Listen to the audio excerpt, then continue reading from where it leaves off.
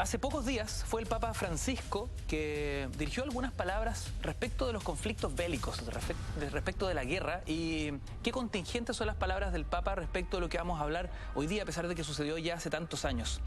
La paz no es un producto industrial, es un producto artesanal que se construye cada día con nuestro trabajo, nuestra vida, amor, cercanía. Muchas personas con poder no quieren la paz porque viven de la guerra. Esto es serio. Algunas personas poderosas se ganan la vida con la producción de armas y las venden a un país para que las utilicen en contra de otros países. Esta industria de la muerte no quiere la paz porque se gana más dinero con los conflictos bélicos, aunque se pierdan vidas, culturas y educación. Palabras del Papa en un 2015 que resuenan tan fuerte en lo que fue la Segunda Guerra Mundial, ¿no? Y que quede claro desde el principio lo que dijo el Papa hace 2 días. Y esto fue frente a los niños, en una conferencia frente a los niños en el Vaticano. Y a todos los amigos que les quede claro, esta industria de la muerte no quiere la paz, porque se gana más dinero con los conflictos bélicos, aunque se pierdan vidas. Hay hombres que están encargados de generar desestabilizaciones en los países para generar guerras. Eso lo dijo el Papa hace 2 días atrás. Esa es la introducción, para que no quepa la más mínima duda de que así como algunos defienden la paz, otros hacen lo posible por generar guerras en el mundo. Tenemos claro que dentro de los negocios más lucrativos y brutales de la humanidad está la venta de armas, el narcotráfico y la venta de remedios, ¿no? Las farmacéuticas. Así es. Entonces, que no nos llame la atención, sobre todo a los jóvenes que nos están mirando, para que entremos de inmediato en un contexto que va a ser tremendamente significativo, porque estos últimos días, recordemos, se recordó la muerte de Adolf Hitler, la celebración por parte de Rusia de la victoria sobre Alemania. Por lo tanto, nosotros hoy día vamos a hacer lo que tú dijiste, un recorrido por hacer aquellos episodios más importantes, pero también algunos muy desconocidos de la Segunda Guerra Mundial. Antes de meternos de lleno en el tema de hoy, Cristian Contreras Radovich nos ha traído un regalo que es este libro para que nuestros amigos que están en casa puedan concursar bajo la firma de Enrique Bram, Hitler y la Segunda Guerra Mundial. Un documento muy interesante que justamente indaga lo que estaremos discutiendo hoy y nuestros amigos en casa pueden concursar. Se pueden ganar este libro de la siguiente forma. Estén atentos a todo lo que estemos conversando junto a Dr. File y nosotros arrojaremos alguna pregunta en Twitter que por supuesto tenga que ver con todo lo que se habla acá. Usted la responde correctamente y gracias a Editorial Universitaria se pueden llevar este interesante texto. Arrancamos hoy y queremos regalar muchos libros en las próximas semanas también, ¿no, doctor File? Oportuno el obsequio para entrar en contexto y para empezar de inmediato con las causas de la Segunda Guerra Mundial. Y esto hay que ser bastante claro, porque hay unas causas muy conocidas, como por ejemplo el Tratado de Versalles, de tener que reparar a los países que invadió, durante la Primera Guerra Mundial. Eso es el primer antecedente. O sea, el Tratado de Versalles es el primer gran coletazo de una Alemania errática después de la Primera Guerra Mundial. Así es. Esa es la primera causa. La segunda causa es la Liga de las Naciones, recientemente en aquel momento, digamos, conformada, porque la Liga de las Naciones, que es la antesala de alguna forma de la ONU hoy en día, en gran medida de estas visiones globales, gobiernos mundiales, fue inoperante en desarmar a Alemania. De hecho, tan pronto termina la Primera Guerra Mundial, Alemania igual siguió armándose e instruyendo a muchos militares, pero a nivel clandestino. Eso es así. La tercera gran causa es la crisis económica de 1929 que se degenera en Estados Unidos, pero que repercute precisamente en un pueblo alemán diezmado, teniendo que pagar impuestos, teniendo que recompensar a los que ganaron la Primera Guerra Mundial, por lo tanto los impacta. El cuarto elemento que es causa de la guerra es precisamente la figura de Adolf Hitler. Adolf Hitler, que es tremendamente singular como figura que va a dar pie también a la Segunda Guerra Mundial, porque uno tiene que recordar al menos dos aspectos de Adolf Hitler como antecedentes. Primero, Adolf Hitler era anticapitalista y era antisocialista. El nazismo era eso. Eso hay que tenerlo muy claro. Y lo segundo, la posición económica de Hitler. Esto es sumamente desconocido. Muy pocas personas lo abordan, pero siempre uno tiene que recordar estos pasajes ocultos y que la historia, recordemos también que la historia la escriben los pueblos ganadores. Por lo tanto, esto se borra de la historia, pero hay que recordar que Hitler en una ocasión en Berlín, paseando por las calles de Berlín, se acerca una señora. Y aunque les duela a todos los que les duela esto, pero así lo dijo Hitler. Y esta es su posición económica, dijo: señora, si yo le presto un ropero a usted, usted no me devuelve un ropero y medio, me devuelve un ropero. Es decir, Hitler estaba de alguna forma introduciendo una visión que acababa con el interés de los bancos, porque era anticapitalista el hitlerismo nazista de Hitler. Tan pronto plantea eso, muchos banqueros de Europa lo aislaron a Alemania. Por lo tanto, otro antecedente muy desconocido. Y el último antecedente de la Segunda Guerra Mundial, hay otros tantos, pero nosotros hemos elegido algunos cuantos, es para los amigos de la conspiración, que siempre hay que recordar las palabras del Papa Francisco I. En aquel entonces, de principios del siglo XX, habían personas que querían una guerra mundial, una segunda guerra mundial, y que hicieron todo lo posible para poder generarla, dividir al mundo e instaurar finalmente el capitalismo sobre la tierra, que, según la conspiración, va encaminado a generar un gobierno mundial. Por lo tanto, también esa es una causa. Muchos de estas figuras en la oscuridad que buscaron desestabilizar la región, lo lograron y colaboraron a todo esto, que fue el inicio de la Segunda Guerra Mundial. Antes de entrar precisamente en el comienzo, querido Ignacio, hay un antecedente clave que ocurre en agosto de 1939, porque en ese mes Joseph Stalin y Hitler firman un acuerdo para de alguna forma repartirse las tierras que Alemania iba a conquistar en Polonia. Es decir, la Segunda Guerra Mundial de alguna forma comienza con una Alemania y una Unión Soviética aliadas. Exacto. Eso es tremendamente significativo porque después la historia cambia. Y cambia, y cómo cambia. Y cómo cambia. Entonces parten como amigos estos. Hitler y Stalin parten como amigos para que se detone la Primera Guerra Mundial el 1 de septiembre de 1939, cuando el ejército alemán inicia la invasión de Polonia. Lo que quería Adolf Hitler era, en el fondo, instaurar lo que se llama la Blitzkrieg, es decir, guerras relámpagos. Esa era quizás su estrategia más importante, que la cosa sea rápida, que se conquiste rápido. Y sin previo aviso, y esto es un puro huascazo, ¿no?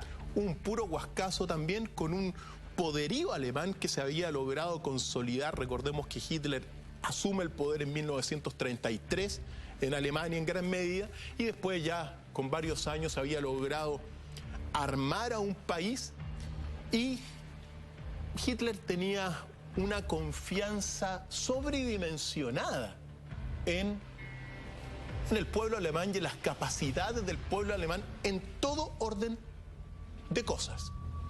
El ideal de esta suerte de raza superior, Hitler la plantea desde su comienzo como líder militar. Sí, por supuesto que sí. Hay un libro que escribió antes de que asumiera, cuando estaba en la cárcel, que se llama Mein Kampf. Mi lucha. Mi lucha.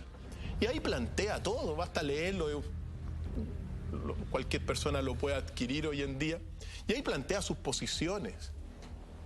Esta superioridad alemana, la culpabilidad de los judíos, porque estamos en un mundo muy dualista.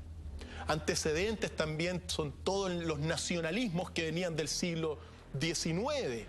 Entonces, es parte de esta mente que, como el libro lo trata, que vamos a regalar hoy día, pensemos que Alemania en ese momento era, como es hoy día también, uno de los países más desarrollados del mundo. Y Hitler fue el líder de ese país. Entonces estamos hablando de una tremenda potencia que comienza invadiendo Polonia. Se toma después Dinamarca, Holanda, Bélgica, Noruega, Luxemburgo. Esto prácticamente en un año. Y después asalta y se va contra Francia. Cuando se va contra Francia, es el momento donde de alguna forma la guerra adquiere ya una connotación de preocupación mundial completa. ¿Por qué? Porque el 10 de junio de 1940, Italia, ya cuando Hitler ya había de alguna forma había ya invadido Francia y tomado Francia y había caído Francia, Italia se suma a esta campaña de Hitler. Tan pronto se suma a la campaña de Hitler, Inglaterra inmediatamente se pone en alerta. Pensemos que de alguna forma Francia e Inglaterra equiparaban la fuerza de Alemania, pero con una Francia derrotada, ya la cosa cambiaba. La cosa cambiaba. Por lo tanto, en ese mismo 10 de junio, cuando Italia se suma, Winston Churchill, primer ministro de Inglaterra, toma una de las decisiones más desconocidas durante todo el tiempo, que es uno de los secretos quizás de los secretos mejor guardados de la Segunda Guerra Mundial, porque el 14 de junio de 1940, Winston Churchill decidió trasladar todo el tesoro de Inglaterra hacia Canadá. Eso fue desconocido, fue una operación secreta que duró durante 3 meses. Debido a esta invasión, a esta alianza, había caído Francia. Toma todo el tesoro Winston Churchill y en barcos los va trasladando al Banco de Canadá, que es precisamente el banco donde va a estar el Banco de Canadá en Montreal. Entonces, fíjate tú el temor que tuvo Churchill en ese minuto, porque si Alemania, que ya habiendo conquistado Francia, había puesto los ojos en Inglaterra, si tomaba el tesoro de Inglaterra, Inglaterra ya no podía seguir luchando. Así que durante 3 meses, en completo silencio, barcos, más de 600 personas participaron en esta operación secreta, llevaron en silencio el tesoro de Inglaterra a Canadá. Y fíjate que ningún de ningún submarino alemán logró interceptar, así que no se perdió ni un lingote de oro de las no sé cuántas toneladas de oro que mandaron hacia ese lugar. Mira, es tan importante esto porque también después de la Segunda Guerra Mundial, este es uno de los factores por qué todo, de alguna forma, todo el esplendor de Occidente después va a quedar en Canadá, Estados Unidos y Australia, que es el mundo hegemónico hoy en día. Inglaterra le llevó la plata a Canadá. Así que... Doctor File, paréntesis, estamos hablando de ya el desarrollo mismo de la Segunda Guerra, ¿no? Pero hay algo que no me queda claro. ¿Cómo logra Alemania sobreponerse a la frustración y sobre todo a la derrota de la Primera Guerra Mundial, ¿cómo logra reinstalarse y nuevamente convertirse en una potencia beligerante? Mira, hay muchos factores nuevamente, pero si uno lo puede concentrar en uno, quizá uno lo puede resumir en lo que fue la figura de Adolf Hitler. Porque Adolf Hitler llegó a concentrar todo un descontento de la población alemana, que quedó en precarias condiciones después del Tratado de Versalles, tenía que pagar prácticamente todo su trabajo, lo tenía que pagar a los otros países, y siendo que Alemania históricamente siempre ha sido uno de los, quizá el mejor de los mejores guerreros que tuvo históricamente los germanos. Los germanos irrumpen en el año 1000 a.C. por el norte de Europa y se imponen con la fuerza. Son grandes guerreros comparados solamente a los mapuches. Entonces, de alguna forma se va consolidando, es decir, un malestar, y aparece en ese sentido la figura de Hitler como un líder carismático con un discurso nunca antes escuchado en la historia de la humanidad, quizá. Exacerbando el nacionalismo, ¿no? Recalcitrante. Pero, o sea, es en el fondo el motor de una nueva alma alemana, frustrada y en el suelo. Un llamado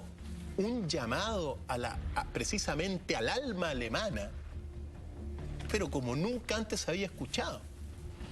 Y también con una oratoria que durante los primeros años fue impecable. Una moralidad que estaba planteando Hitler a su pueblo y que por algo fue lo que fue, por algo todo el pueblo alemán lo siguió, salvo algunas excepciones, pero por eso digo, en ese momento todos fueron nazistas. Alemania fue nazista completa y Hitler resumió de alguna forma. Mira, los hombres muchas veces concentran en estas necesidades de los pueblos. Hitler fue, y también la gesticulación que tenía Hitler. Por lo tanto, fue un tremendo líder para ese país que concentró un momento dado de la historia. Es interesante conocer esos momentos, ¿no? Porque si hoy, no solo el mundo, sino que particularmente Alemania mira con vergüenza el Holocausto, el nazismo, y se hace cargo de su historia, en esa parte de la historia eran todos orgullosos nazis. Simpatizantes, pero por supuesto militantes, que sí. Digo, particularmente del concepto del nacionalsocialismo, ¿no? Pero por supuesto que sí, eso era así. Evidentemente habían disidentes contrarios a Hitler. Hitler se salvó a muchos atentados también. Pero en general la Alemania era la Alemania nazi, la Alemania del Tercer Reich, el tercer gran imperio que querían instalar sobre la tierra. Porque para estos países, para estas potencias mundiales, siempre el mayor objetivo, el mayor fin de una nación poderosa siempre ha sido instalar un imperio. Eso siempre ha sido. Y hemos tenido imperio en todas partes del mundo, incluso acá con los incas. Eso es cuando una nación llega a su esplendor, por decirlo así, formar un imperio. Y Alemania no era la excepción. Así que es parte de la historia es lo que es, y uno va caminando, tratando de interpretarla y contando estos pasajes de alguna forma muy significativos, porque tan pronto Winston Churchill, estábamos en que traslada el tesoro a Canadá, el tesoro británico. Imagínate cuántos lingotes de oro, cuántas piedras preciosas, documentos extraños, lo sacaron de Inglaterra. Es algo muy desconocido. A los días después, es decir, agosto, en julio, Hitler, ya habiendo conquistado Francia, decide comenzar la campaña contra Inglaterra. Una campaña que fue tremendamente significativa porque fundamentalmente fue una campaña aérea. que determinó un antes y un después también en la guerra. Y es bueno recordar algunas cosas. Por ejemplo, que Hitler, cuando ya comienza la guerra contra Inglaterra, comienza con los aviones a bombardear. Y comienza a bombardear puntos estratégicos, puentes, aeropuertos, industrias. Ese fue el primer ataque de Hitler, de alguna forma, contra la isla de Gran Bretaña. Pero Winston Churchill, en Inglaterra, le contestó a Hitler con un bombardeo sobre la ciudad de Berlín, sobre la población civil de la capital alemana. Ahí hay un antes y un después, ¿no? Sí. ¿Por qué? Porque Hitler, al darse cuenta que les comenzaron a matar la gente civil, comete su primer, bueno, dentro de nuestra lectura hoy día, su primer gran error en la historia de la guerra, que comenzó a determinar el fracaso de Hitler. Porque Hitler, al ver que Churchill le había bombardeado Berlín a la población civil, reaccionó de la misma manera y comenzó a bombardear una serie de grandes ciudades inglesas, pero la población civil se desquició. Se desquició. ¿Y qué es lo que pasó? Dejó de bombardear los puntos estratégicos.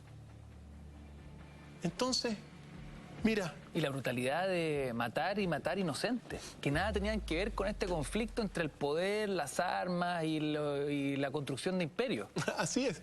Y fíjate tú que si Hitler quizá no hubiese tomado esa decisión, si hubiese dejado que, mira, que Inglaterra, digamos, siga bombardeando la población civil, pero si Hitler hubiese seguido bombardeando puentes, carreteras, aeropuertos, industrias estratégicas,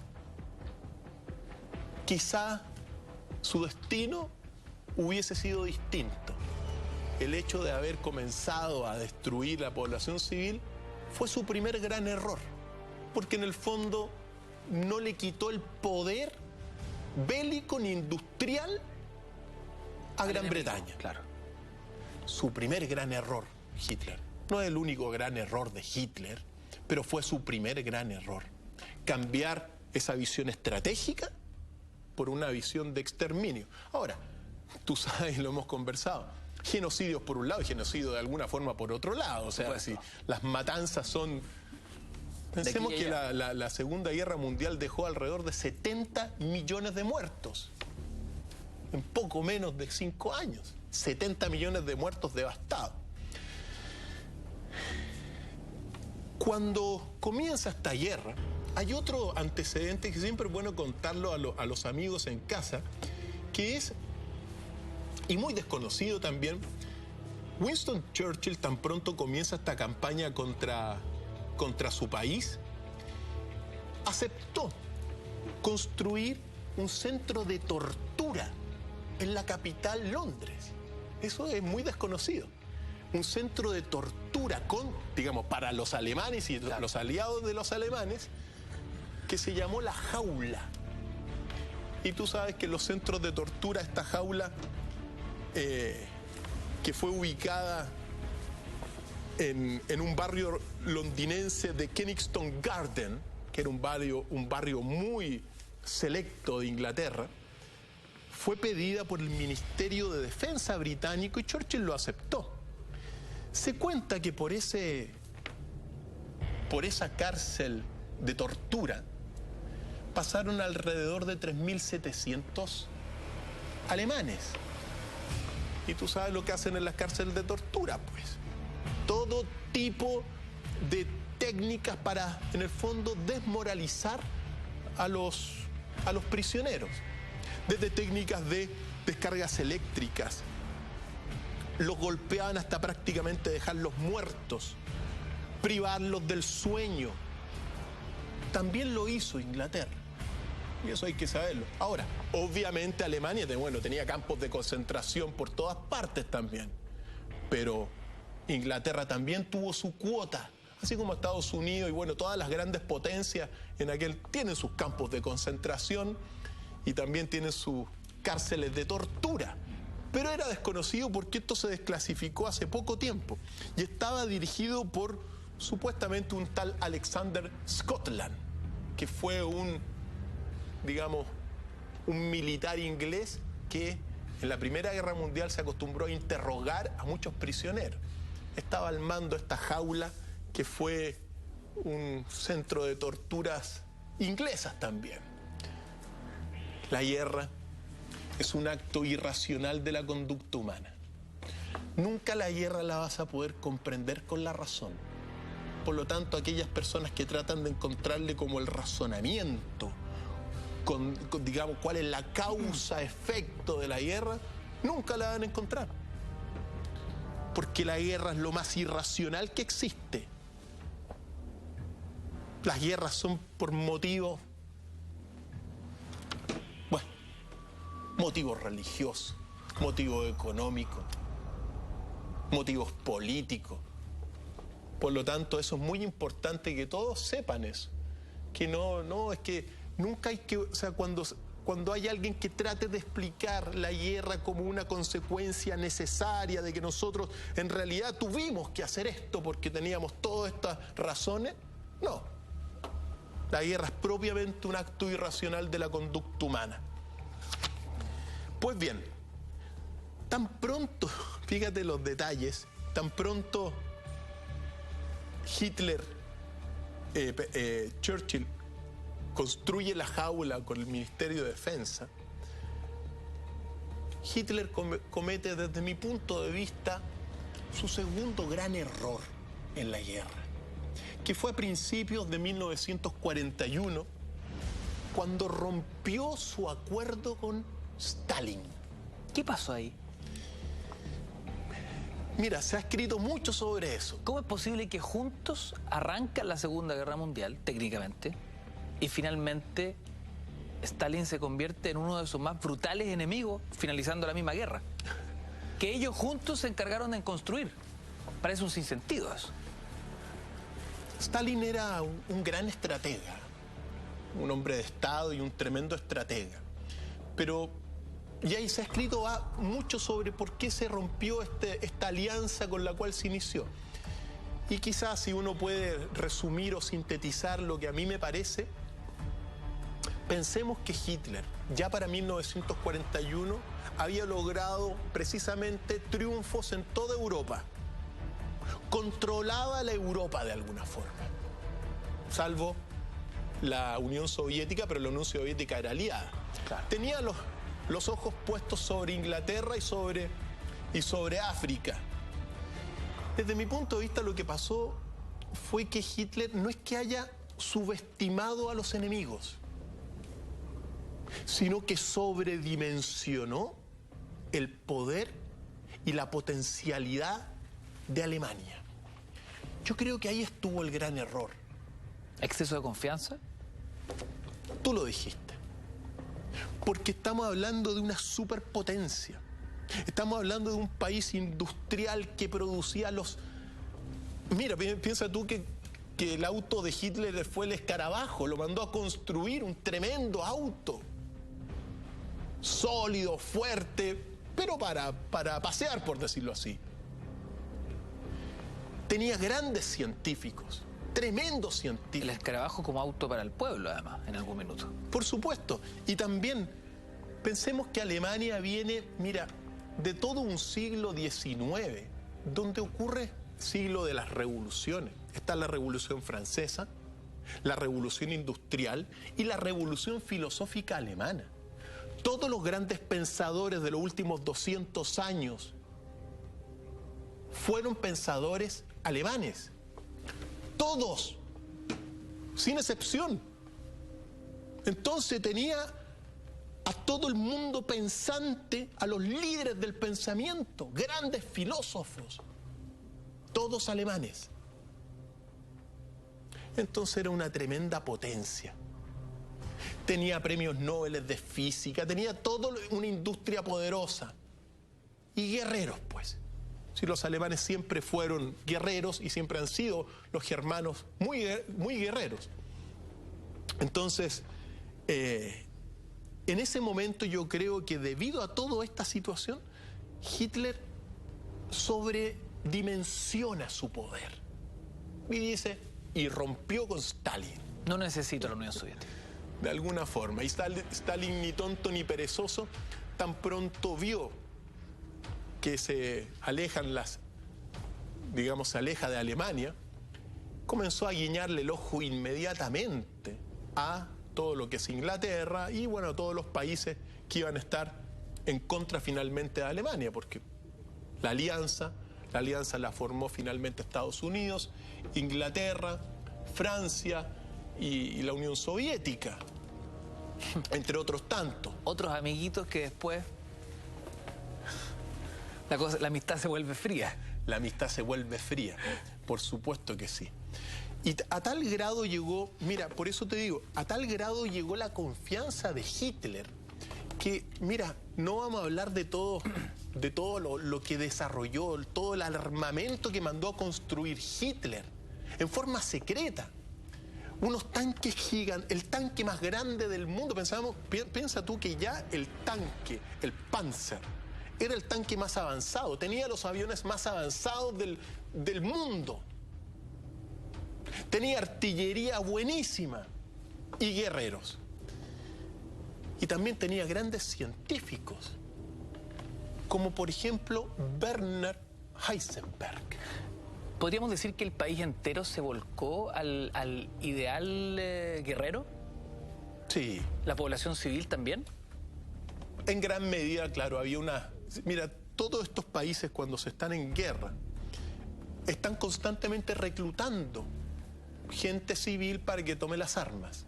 Entonces ahora, los países en guerra, es todo el país en guerra. Y los que no fabrican balas. Fabrican balas, que es un poco lo que la población civil trabaja en las industrias. No pelea, pero claro, al trabajar en las industrias, producen productos para la guerra. Y siempre hay víctimas inocentes, quizás la mayoría. Pero la guerra es así, como lo dijo el Papa. Se crea una industria de la guerra en Alemania. Se crea una industria y en todos los países, todos estos países.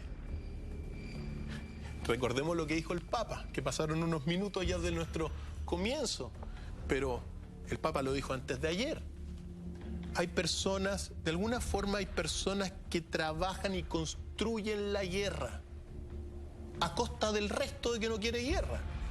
Y las instala y desestabiliza regiones. Porque es un buen negocio. Eso. Hombres de guerra que no les interesa en lo más mínimo la paz. Pero también hay que decir que durante los últimos 5000 años ese hombre ha predominado en la tierra. Un hombre bélico, un hombre destructivo. Hoy día, según las energías que vienen, eso debiese ir cambiando. Pero no va a cambiar tan fácilmente tampoco. Sobre todo con las atrocidades que hoy día vemos todos los días en el mundo. Hoy día en el mundo, no sé, hay más de 30 guerras encendidas por todas partes. Más de 30 guerras. La confianza de Hitler era tal que el episodio con Werner Heisenberg es tremendamente significativo, porque Werner Heisenberg fue un premio Nobel de física de 1932. Pues bien, Werner Heisenberg a nivel de la ciencia es famoso, entre otras cosas, porque descubrió y estableció lo que se llama el principio de incertidumbre de Heisenberg. Es decir, dos partículas pequeñas, dos átomos, por decirlo así, no se puede medir la posición y la velocidad al mismo tiempo. Es decir, si a una partícula pequeña tú le mides la posición, no sabes a qué velocidad va. Y si le mides la velocidad, no sabes dónde está la posición. Eso es principio de incertidumbre fundamental para la teoría cuántica. Lo había observado Werner Heisenberg, premio Nobel de física alemán, a quien Hitler le mandó a construir la bomba atómica alemana. Era tan grande Heisenberg como como físico respetado en todo el mundo por este principio y otros tantos descubrimientos, que no se sabe a ciencia cierta por qué no logró construir la bomba para Hitler. Esto es historiografía de la ciencia.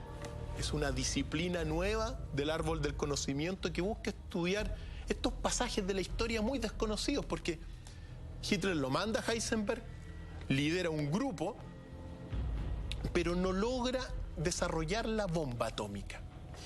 Y la pregunta en gran medida es, ¿no lo logró porque no tuvo los recursos para hacerlo? No lo creemos. Recursos Hitler en esa materia me imagino que tenía por montones. Y la otra posibilidad es que quizá no logró construir la bomba porque quizá pensó que no era lo más conveniente a un Hitler con la bomba atómica. Entonces quizá avanzaba pero nunca tenía los resultados. Es algo que todavía se está investigando con algunos manuscritos de Heisenberg. Le vendió humo, digamos. Sí, a tal grado, fíjate tú, que todo lo que fue la OSS, la Oficina de Servicio Estratégico de Estados Unidos, que fue la antesala de la CIA, primero estuvo la OSS y después vino la CIA, mandó a matar a Heisenberg.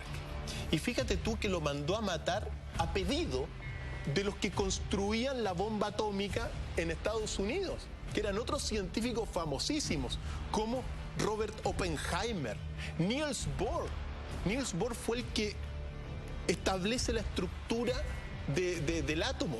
Doctor Feil, breve interrupción, tenemos que hacer una pausa cortita y regresamos con más Doctor Feil y estas historias desconocidas acerca de la Segunda Guerra Mundial. No te vayas, que ya volvemos. Hay algo interesante, porque hay mucha gente que quedó bastante conmovida y prendida respecto de lo que estábamos hablando de cómo Alemania manda a confeccionar, a diseñar su propia bomba atómica alemana, y quién estaba detrás de esto no sabemos si no logra dar con la clave o simplemente prefiere no hacerlo porque entiende que esa bomba en manos de Hitler, en manos de Alemania, puede significar algo muy peligroso. Werner Heisenberg, como lo dijimos, premio Nobel de Física alemán, fue el encargado y comandó, y no se sabe qué pasó. Pero lo cierto que a pedido de los que estaban construyendo la bomba atómica por Estados Unidos, Oppenheimer, Robert Oppenheimer, Niels Bohr y otro grupo, le sugirieron a la OSS, que era la policía secreta, la antecesora de la CIA, la Oficina de Servicios Estratégicos, que mandara a matar a Werner Heisenberg. Y Werner Heisenberg se salvó por milagro. Muchas veces se cuenta que por descoordinación, porque no lo lograron encontrar. Zafó. Pero zafó de la sentencia a muerte que estaba sobre sus espaldas, producto de sus otros científicos que le sugirieron que lo matara porque estaba construyendo la bomba atómica para Alemania. Sea lo que sea, y cómo da vuelta la historia, en 1950 Estados Unidos invitó a Werner Heisenberg a dictar unas conferencias, y Werner Heisenberg fue y dictó las conferencias en Estados Unidos. Entonces ahí vuelve la historiografía de la ciencia a preguntarse, bueno, Werner Heisenberg se dio cuenta realmente que lo estaban intentando matar, y que quizá muchos de los científicos que ahora le estaban diciendo, invitándolo a dar las conferencias, se lo querían servir con papas. Se lo querían servir. Qué irónica la historia.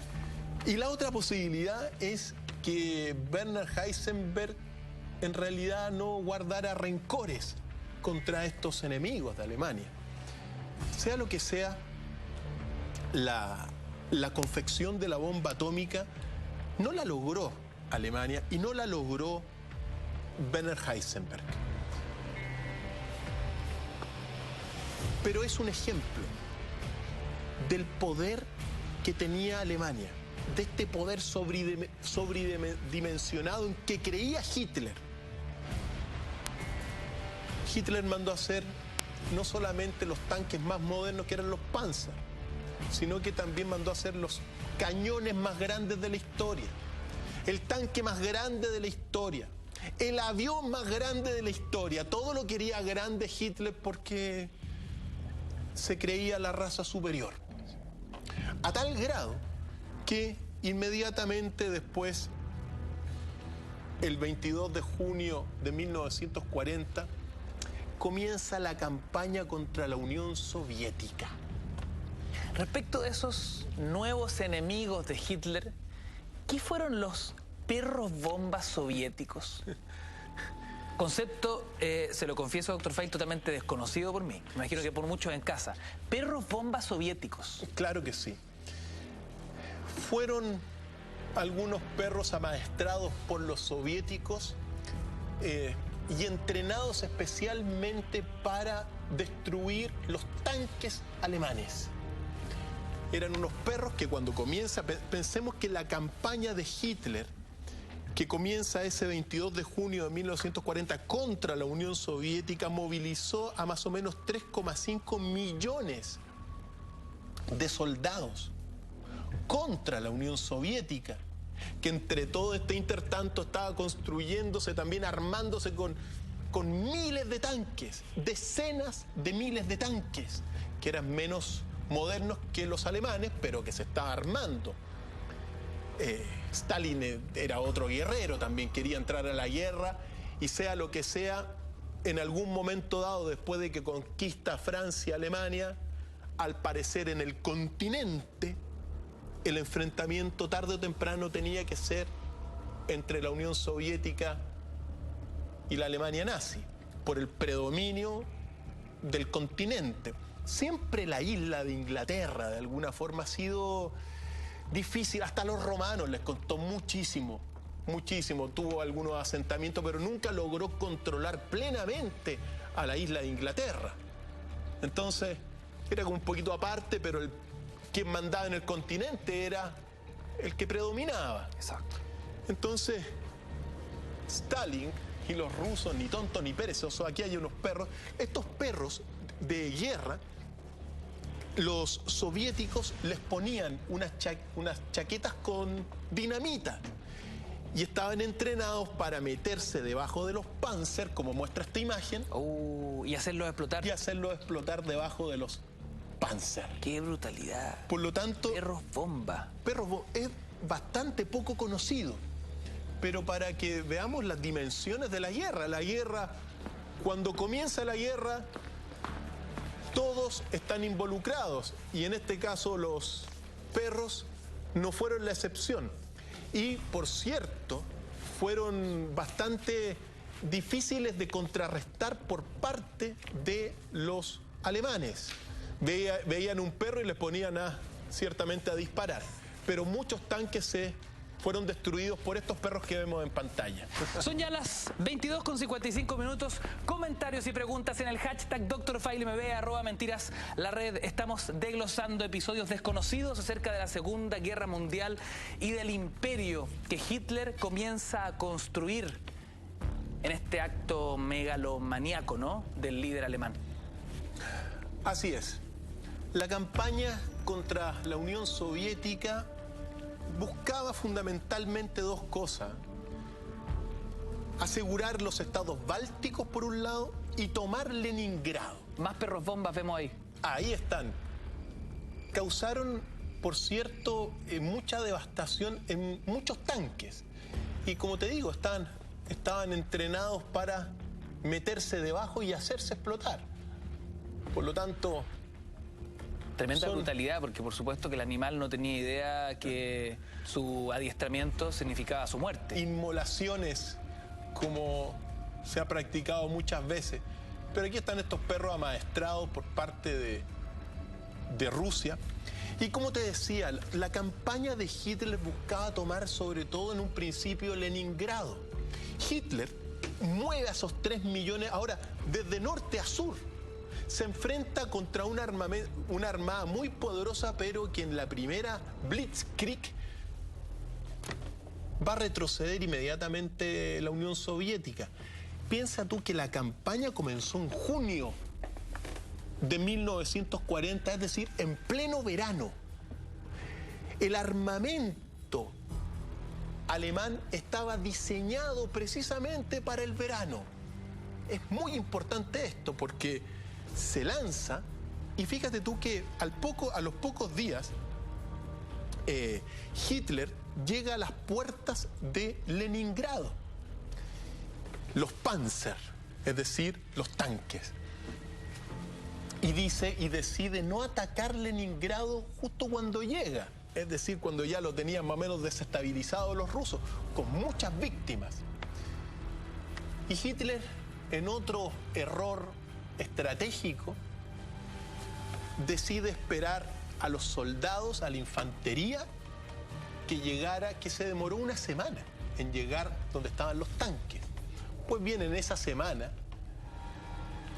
los rusos se fortalecieron y fortificaron en Leningrado y se generó, cuando llegan, claro, el intento de tomar la plaza de Leningrado por parte de los nazis, que fue, mira, se calcula que hubo alrededor de 1,5 millones de muertos en total en esa toma, en ese intento de toma por parte de los nazis, que no lo lograron tomar. Imagínate la ofensiva, una ofensiva que ocurrió entre el 10 de agosto al 8 de septiembre de 1940 y que se calcula entre 500.000 a 1 millón de muertos en total por tomar Leningrado, que no lo logran. Por lo tanto, Hitler decide sitiar y Leningrado estuvo sitiado por los nazis durante 900 días durante la guerra. Pero imagínate lo que es la resistencia de los rusos. Y el error estratégico también de Hitler, porque si hubiese en ese minuto dado, cuando llegan los Panzer a las puertas de Leningrado, hubiesen entrado los Panzer, quizá la historia hubiese sido distinta. Exacto. Pero cuando se fortalecieron los rusos, y vamos, tenemos también los rusos que vienen de la estirpe de Iván el Terrible, pues. Otro guerrero bravo. Bravísimos los rusos, pues. Algún día vamos a poder hablar de Iván el Terrible para ver de a dónde vienen estos rusos. Tremendos guerreros también, pues. Y una potencia mundial de tomo y lomo, como todos lo sabemos. Exacto, un verdadero continente.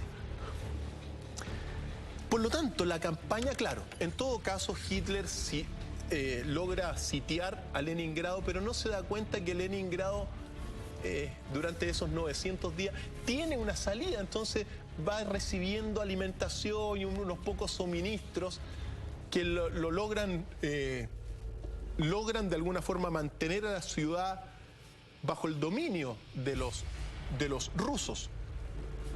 En todo caso, rápidamente Hitler logra muchos avances en este primer año 1940-41, logra avances en este frente oriental que lo van a llevar rápidamente a la entrada del Kremlin. Los avances nazis llegan precisamente a 25 kilómetros del Kremlin. Nos quedamos justo ahí, doctor Feil, hacemos un breve alto y seguimos con Mentiras Verdaderas. Noche de viernes, preguntas, consultas y opiniones. El hashtag abierto para ustedes, Dr. Feil MB, @mentiras_la_red. No te vayas. Amigos, seguimos en vivo y en directo haciendo Mentiras Verdaderas en esta noche de la red. Episodios desconocidos y, por cierto, controvertidos acerca de la Segunda Guerra Mundial. Algo que ha llamado muchísimo la atención en Twitter, mucha gente lo ha comentado, es la brutalidad de los soldados soviéticos, ¿no? De utilizar perros como armas, finalmente, ¿no? Perros que llevaban dinamita, explosivos, y los adiestraban para la muerte. Bueno, imagínate que te viene encima el ejército nazi. 3 millones de soldados con cientos de miles de carros de combates, artillería, aviación, En esos momentos de la guerra hay que defenderse como se pueda. Y aunque estuvimos leyendo algunas digamos, comentarios de nuestros amigos en casa, la guerra es así. Cargan a estos perros y los mandan a estallar debajo de los tanques alemanes. Los Panzer alemanes y de los batallones. Y por cierto, les causaron muchas bajas a los alemanes. No de alguna forma, no detuvieron en los primeros meses, pero sí es bueno recordarlos como en la guerra, porque así como hay torturas por un lado, hay torturas por el otro lado. Y así como ocupan perros en un lado, también ocupan perros en el otro lado, que lo vamos a ver más adelante. Ahora, quedamos justo, mira, la entrada de Hitler, mira, acuérdate que la estrategia de Hitler para ganar era la Blitzkrieg, es decir, la guerra relámpago. Ahí estaba gran parte de sus victorias iniciales. Y claro, durante los primeros meses, junio, julio, agosto, septiembre, octubre, noviembre, diciembre, los alemanes logran un gran avance hasta que llegan en diciembre de 1940 justo a 25 kilómetros del Kremlin. Entonces, en diciembre de 1940, Hitler llega a las puertas del Kremlin. ¿Pero qué sucedió? Que comenzó la guerra en verano, pero en diciembre ya se estaba entrando en pleno invierno. En el invierno crudo de Rusia,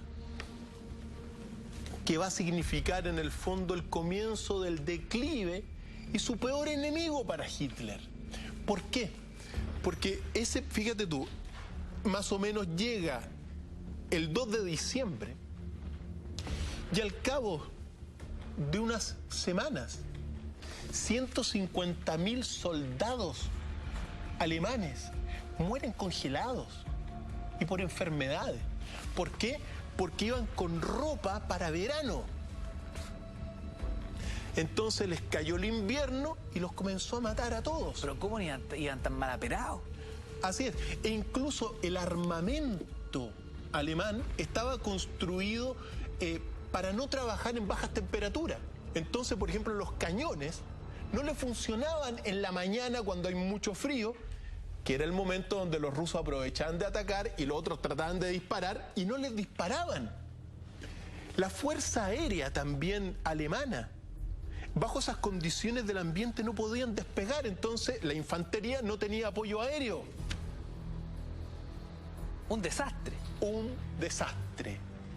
Y cometió el mismo error de Napoleón, porque Napoleón cuando invade Rusia en su momento dado, su peor enemigo fue el invierno ruso, que devastó al ejército francés más de 100 años en el pasado. Qué increíble, casi como un arma secreta.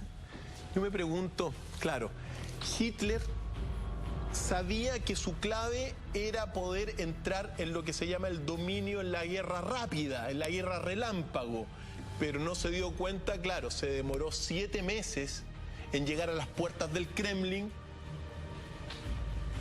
y el invierno le jugó la peor pasada porque comienza el invierno, en cosa de 2 semanas mueren congelados 150.000 alemanes y los rusos comienzan una contraofensiva que expulsó a los alemanes 300 kilómetros más hacia la frontera, digamos, hacia la frontera. Doctor Feil, nos preguntan en Twitter qué hubiese pasado, si hiciéramos guerra ficción, política ficción, qué hubiese pasado de no mediar este invierno ruso, estas bajas temperaturas que generaron una catástrofe para las pretensiones alemanas.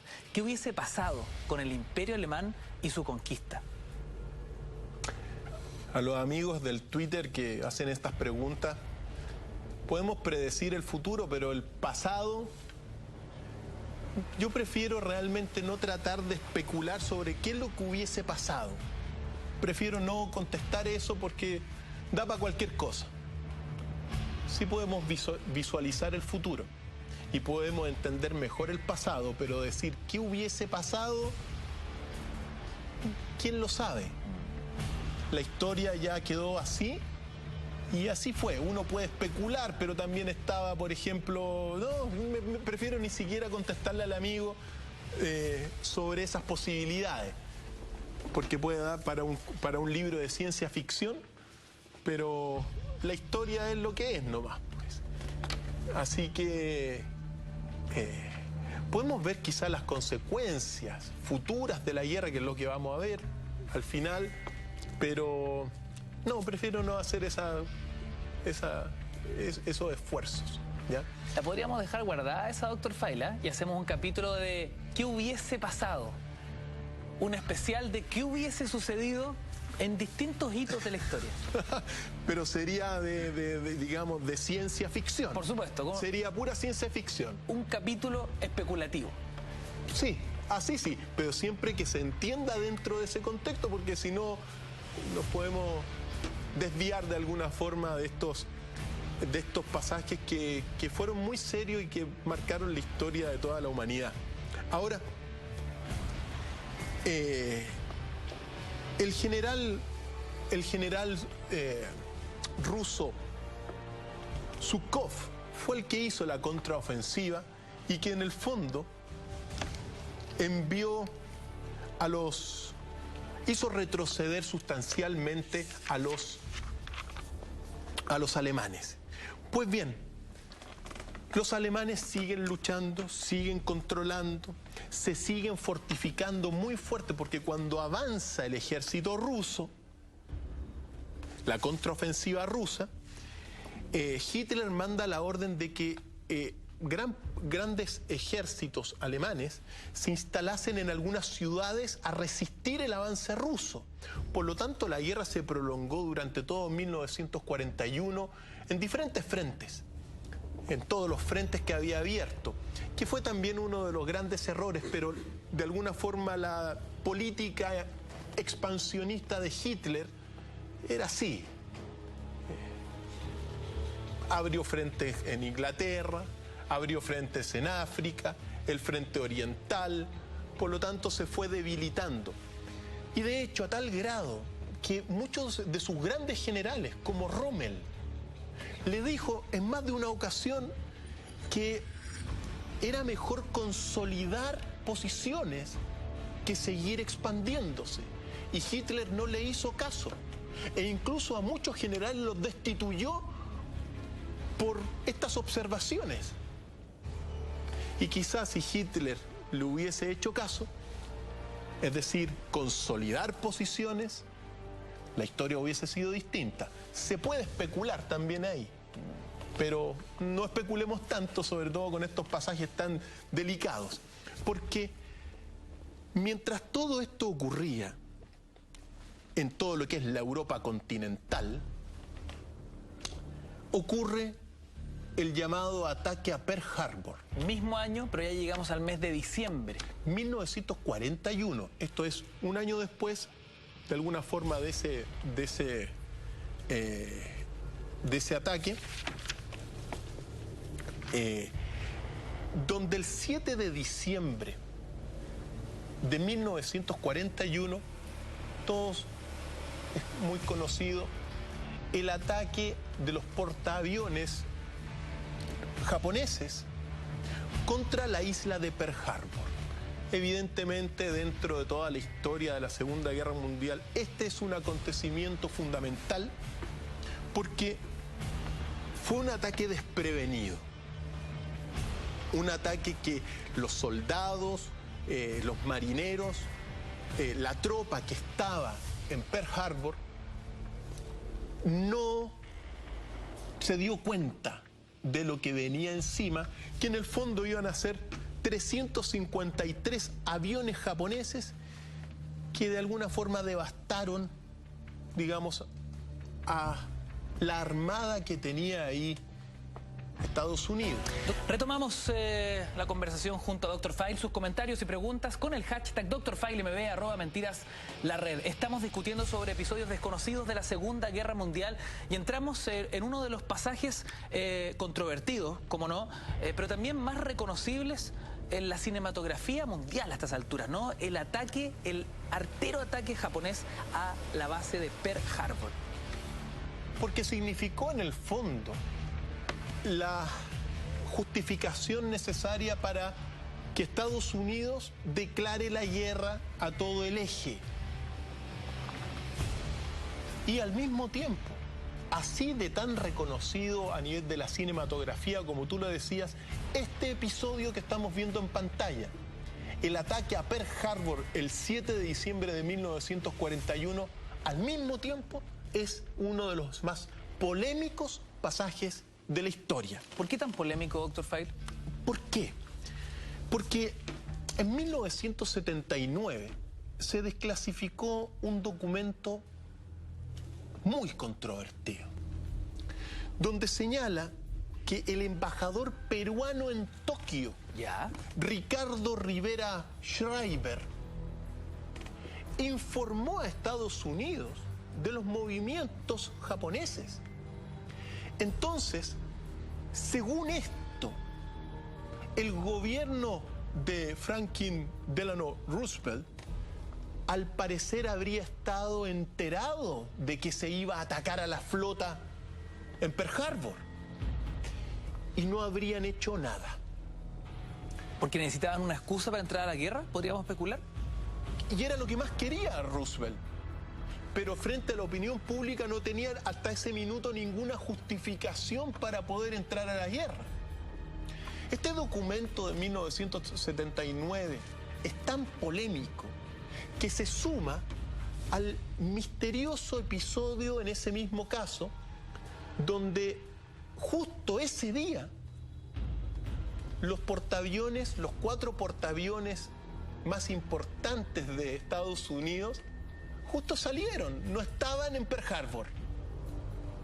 Y los militares estaban haciendo cualquier cosa en su Claro, interior. claro, salieron, entonces el Pero objetivo... los que estaban en la base en situación de esparcimiento prácticamente. Claro, y no estaban, ellos fueron tomados desprevenidos. Nadie estaba preparado para un ataque. Nadie. Ahora, fíjate tú. paréntesis, Sí. era un embajador peruano. Sí, ¿Embajador peruano dónde? en Tokio, En Japón. en Japón. Perfecto. Y habría informado, según estos documentos secretos, al gobierno de Estados Unidos, al fin y al cabo... En su minuto. En su minuto dado, de estos movimientos nipones. Y también todo lo que fue... Toda esta operación fue comandada por el almirante Isokuro Yamamoto. Y el principal objetivo del ataque eran los portaaviones. Y no encontrar los portaaviones, que justo habían salido.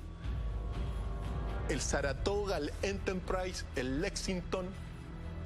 Interesante. Entonces, o sea, uno en esta conspiración podría especular que si Estados Unidos manejaba la información, hizo un doble juego. Saca los portaaviones para protegerlo y deja que ataquen para tener una justificación, una declaración de guerra. lo dijiste tú. Y entrar en el juego. Eso es. Por lo tanto, también uno tiene que tenerlo muy claro. Hay mucho humo, ¿no es verdad? Hay películas. Ahora, mueren 2.400 soldados y marineros estadounidenses. Pero el daño que se le hizo a la flota real fue muy poco. En realidad se perdieron 3 acorazados. Y todos los otros que fueron bombardeados fueron recuperados. Incluso los tanques de petróleo que se tenían no fueron destruidos. Por lo tanto, el ataque fue muy de alguna forma impresionante, simbólico, pero con un daño menor considerando la realidad, digamos, de lo que ocurrió. Claro, la dimensión del ataque. De hecho, 6 de los buques que están ahí quemándose fueron recuperados y se perdieron al fin y al cabo totalmente 3 buques acorazados. Importante pérdida, claro que es importante, Pero ¿qué es lo que sucedió? Fue la gran justificación para que Roosevelt declarara al otro día la guerra contra Japón y que todo el pueblo estadounidense pidiera venganza contra esto. Por supuesto. Si esto es así, va a ser parte de este mundo de la conspiración. En el sentido de que, claro, en ese momento, con 2.000 muertos, ya tienen la justificación para poder atacar libremente, no solamente a Japón, sino que también a Alemania. Y vamos, era un gigante dormido. Siempre se habló de que Estados Unidos no... ¿Por qué Estados Unidos, mientras Hitler arrasaba el continente, por qué Estados Unidos no intervenía? Y uno de los factores de por qué no intervenía era porque no tenía realmente una justificación. Claro, no habían intereses en juego. Y también, ¿por qué? Porque su población no tenía una justificación para entrar tan deliberadamente a la guerra. Claro. Pero recordemos que la política es guerra. Y que Roosevelt quería entrar. Por lo tanto, eso es parte de la historia, una historia polémica y muy, muy controvertida de este pasaje en Pearl Harbor. Ponme atención, porque saber inglés se convirtió en una necesidad. Estudia con el mejor. Estudia en el Instituto Chileno Norteamericano con más de 75 años de trayectoria. Aprenderás con profesores especialistas en cursos presenciales, online y también en tutorías para perfeccionar tu inglés. Visita desde ya norteamericano.cl y conoce sus sedes en Providencia, Santiago Centro y también La Florida.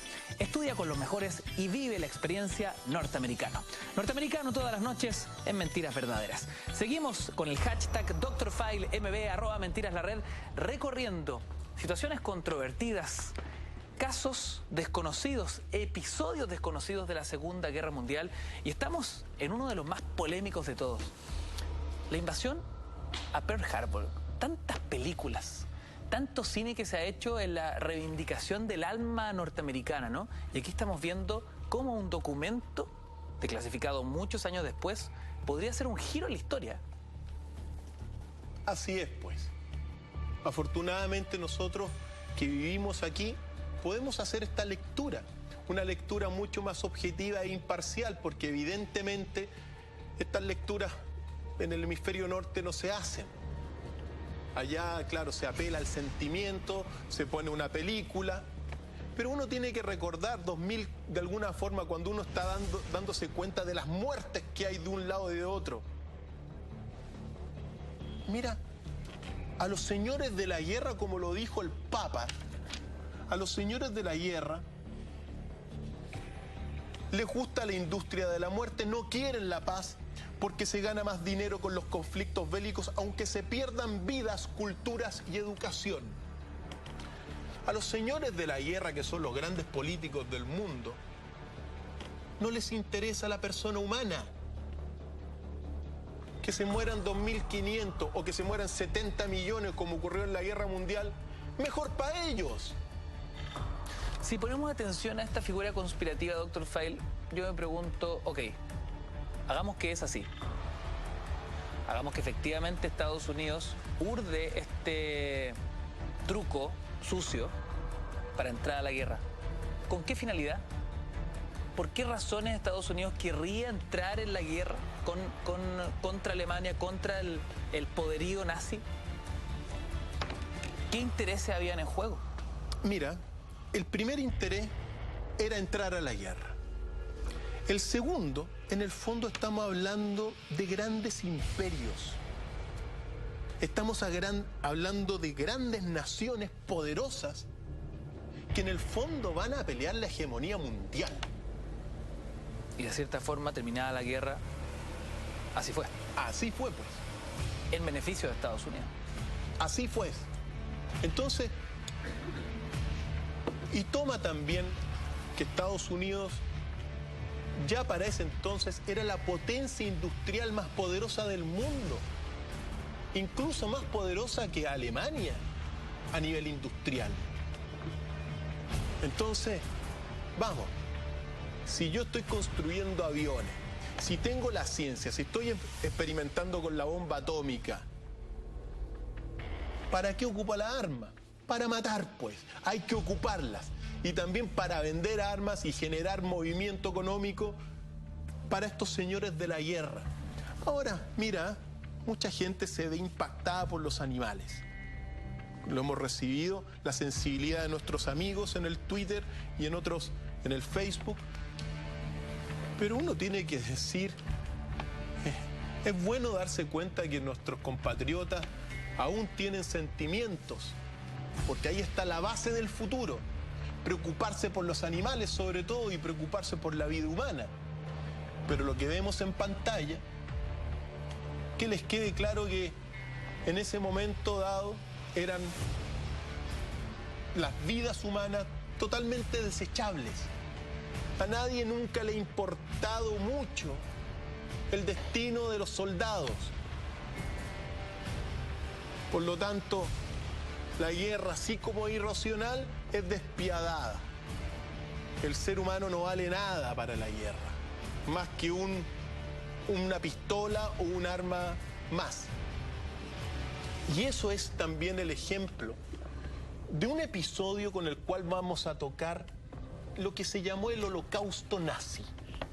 Porque aparece en escena, es bueno siempre recordar ciertas cosas muy desconocidas para la mayor parte de nuestros amigos que nos ven en casa, que es el episodio de Raoul Wallenberg. Raoul Wallenberg es de alguna forma el llamado Schindler sueco.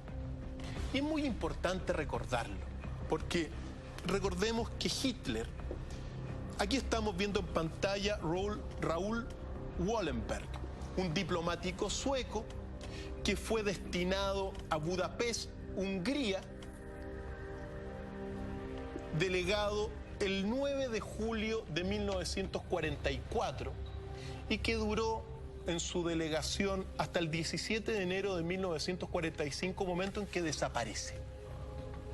Pues bien, recordemos que Hitler había culpado de toda la maldad del mundo al pueblo judío y que había establecido ya para estos años, 1944, lo que se fue la solución final, es decir, el exterminio judío en los campos de concentración. Una barbaridad, ¿no? ¿Verdad? Pues bien, Raoul Wallenberg, este diplomático sueco de una familia muy adinerada, banquera, destinada en Budapest, Hungría, lo que hizo fue salvar a miles de judíos, entregándoles pasajes suecos para que salieran de Hungría. Por lo tanto, es bueno siempre recordar esto porque vendría a ser como el Schindler, exacto, pero sueco. El Schindler sueco. De hecho, recibió una condecoración post-mortem, obviamente, porque desapareció en 1945, que se llamó Justo entre las Naciones. Y que él, claro, delegado sueco, le entregaba pasaportes suecos a los judíos para que salieran. Mira, el único gran problema del holocausto nazi para la historia hoy en día, para la confrontación entre historiadores, recordemos que la historia es una disciplina consensuada. Es decir, no hay una objetividad histórica. La historia siempre es la visión de un historiador. Siempre. Eso es la historia. Los hitos son otra cosa, los hechos son otra cosa, pero la historia es una interpretación que hace un historiador y con la cual tú puedes estar de acuerdo. Y aquella, digamos, versión con la cual es más, digamos, la gente está de acuerdo es la que se impone. Por lo tanto, hoy en día hay una tremenda controversia, le gusta a quien le guste, le disgusta a quien disguste sobre el holocausto nazi. Y el único problema no es la aberración del holocausto, porque fue horrible para todo el pueblo judío. Eso no se discute. Eso no se discute. Lo único que se discute del holocausto nazi es la cantidad de muertos reales que mató Hitler.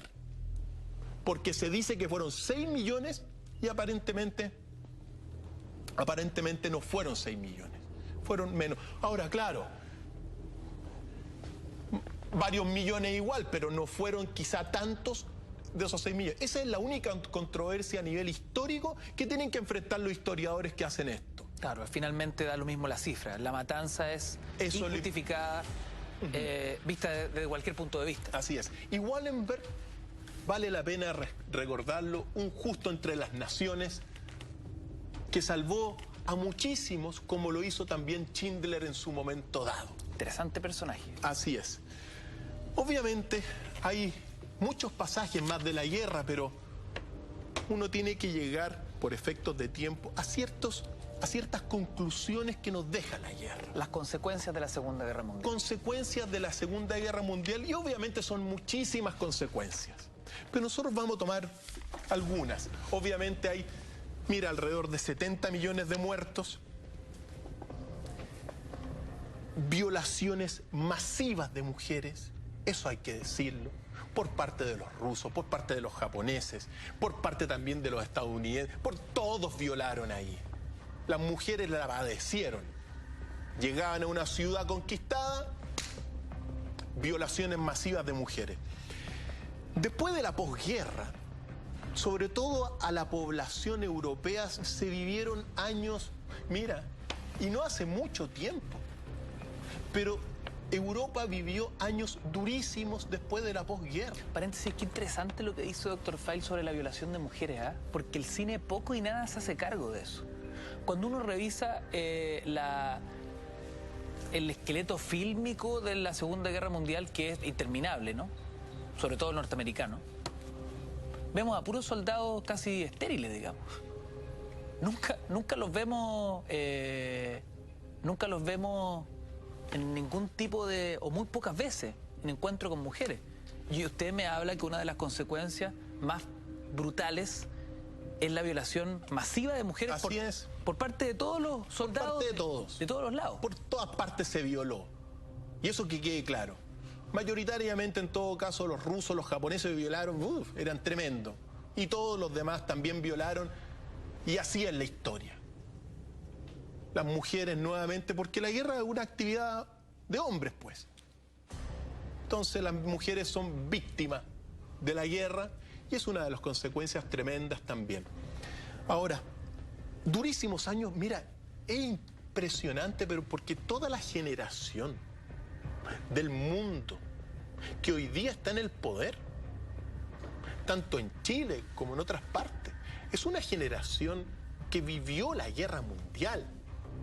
Y para las personas que vivieron en Europa en aquel tiempo, fue tremendamente difícil todo el periodo de reconstrucción posguerra. Eso nunca hay que olvidarlo, porque es la población civil que se fue levantando, y vale la pena darse cuenta cómo después de 50, 60 años habían reconstruido todo, y ahora tenemos una Europa bellísima nuevamente de alguna forma, pero con esa carga que quedó en los corazones y en el recuerdo. Otra consecuencia evidentemente fue la división del mundo entre dos grupos, digamos, posiciones ideológicas, el capitalismo y el comunismo. Incluido Alemania partida en dos. Alemania partida en dos, y también siempre es bueno recordar que en el fondo, siempre es lo bueno decirlo, que en el fondo eran dos capitalismos distintos. El comunismo fue el capitalismo voluntarista, y el capitalismo propiamente tal de Estados Unidos fue el capitalismo estructural, pero el capital es el que se instala en la tierra. Y esta guerra mundial obviamente sirvió también para establecer todo lo que es una visión global del mundo a través de grandes instituciones. La quinta consecuencia de la guerra nos va a dar paso para nuestro siguiente tema, querido Ignacio, porque es una visión que hay que señalarlo.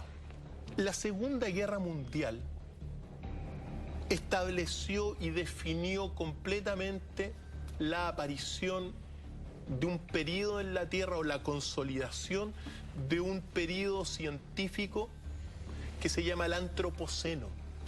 con la bomba atómica, sobre todo, se marca en el fondo el predominio del hombre sobre la tierra.